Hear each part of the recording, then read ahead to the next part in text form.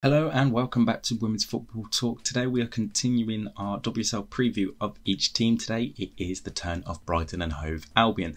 So Brighton are on another new manager. This time it's Dario Vidosic, who comes from Melbourne City after winning the title over there with them last season. It is now Brighton's sixth manager in the last 20 months. That is including interim spells. So it hasn't been a very easy time for the Seagulls over the last couple of years. Since the departure of Hope Powell, changes of managers has not allowed stability and results on the pitch to be as good as they will be hoping for. So it's going to be a very interesting period for Brighton. Not a lot is known of Vidosic and how he plans to play and what we can expect for them, but you'd expect with the quality of players and the signings that they've made, they will be as ambitious as ever and trying to look to break into the top half of the WSL potentially. What they have done this window has been nothing short of exceptional. Obviously they've lost some big players in terms of Elizabeth Turland, Katie Robinson, Tatiana Pinto, just to name a few players, but they have done really well in terms of incomings. They've brought in Fran Kirby after she left Chelsea. They brought in Jelena Kankovic, also from Chelsea, and they've signed Dutch duo Marissa Olaslagers and Marit Awi from FC Twente. So it's going to be a interesting year for Brighton. A lot of changes. Obviously the goals of Turland disappearing is going to be a big blow. Who is going to be their main goal scorer, because she was their top goal scorer, I think, with about 13 to 15 goals last season in the WSL. So trying to get someone to replace that when the rest of the squad were in single figures last season is something that Dario is going to have to work on if they are wanting to become a top half the table side rather than a bottom half of the table, which is what they've been over the last couple of years. So what we can expect from Dario Vidosic is they're going to look to dominate matches, and they're going to have to look play in a more attacking formation, and when they can get their opponents they will do.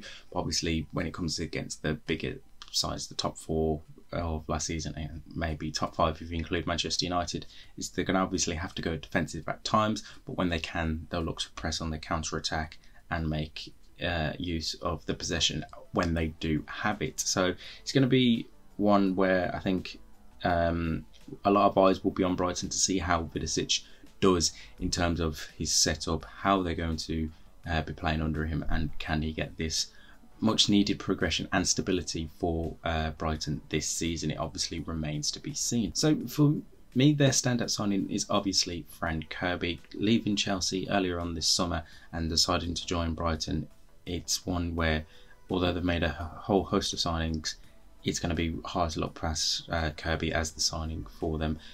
Obviously, her winning mentality, she's won everything possible with Chelsea, and just that experience of winning and being such a top player is going to filter on down through the rest of the squad at Brighton, and it's going to be one where you think that it will just help breed confidence and instill something in the players that maybe they haven't had before. Yes, they've had some quality players in the past, but maybe just having that next level of elite mentality will help them become much more stable. And you can imagine Fran Kirby's going to demand a lot from her teammates because she's so used to winning all the time at Chelsea.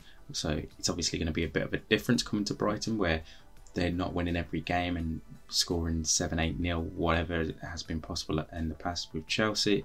But it's something that she will definitely want to bring the standards up a new level to the rest of the squad. Player to watch for me is Kiko Seki, the 28-year-old Japanese international. Scored 20 goals in 22 games last season for the Urawa Reds, and I think she's going to be a top player for them. Can she obviously replace the goals of Elizabeth Turland, who's moved on to Manchester United this summer? It's going to be something that we'll obviously keep an eye on, because whilst the level of the Japanese league isn't going to be as highly talked about or as watched as the WSL, can she translate that into the English game? Seke is obviously something to keep an eye on, and obviously if she can, then that's absolutely brilliant for Brighton and Hove Albion, and I think she's going to be a really key player for them this season. And finally, the breakout young player is Charlie Rule. She's coming into her second season now at Brighton. The Australian didn't have much of an impact for them last season. It was just a bit of a struggle for her to get game time and then even to try and find the back of the net. But this summer, Brighton have shown their faith in her by handing her a new contract, and obviously we'll be hoping that Daria Vidosic can get the best out of her, bringing her to a new level, and obviously still very young, so if she can get up to that next level, who knows, you may be seeing her in a few more Matilda squads in the future. So definitely one to keep an eye on this season. She's really a talented young player. But I think Brighton on a whole, they're going to be a team where we're looking at where they're going to be finishing and can they get that stability. Stability is the key thing for them, because you don't want to be changing managers again, whether in 12 months, 24 months time, if things aren't going well.